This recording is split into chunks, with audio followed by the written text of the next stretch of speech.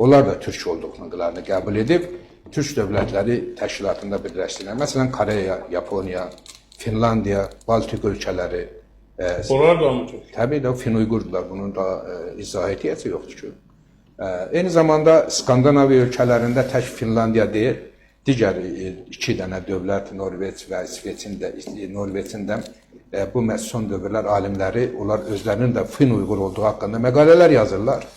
Bu artıq türkçülük... Deməli, Baltik yanı ölkələr, Skandinaviya ölkələri, Skandinav ölkələri. Eyni zamanda Şotlandlar da artıq Böyük Britaniya ərazisində olan Şotlandlar özlərini Vikinglərin nümayəndələri, nəsli sayırlar və Vikinglərin də türk olduğu haqqında kifayət qədər bilgilər var. German tayfalarının əsasən İngilis və indiki Almaniya dediyimiz dövlətlərin quruculuğunda German mənşəli bir etnosun olmasının da türk toplumunla, türklərlə qohumluğu haqqında məqalələr yazır, araşdırmalar gedir.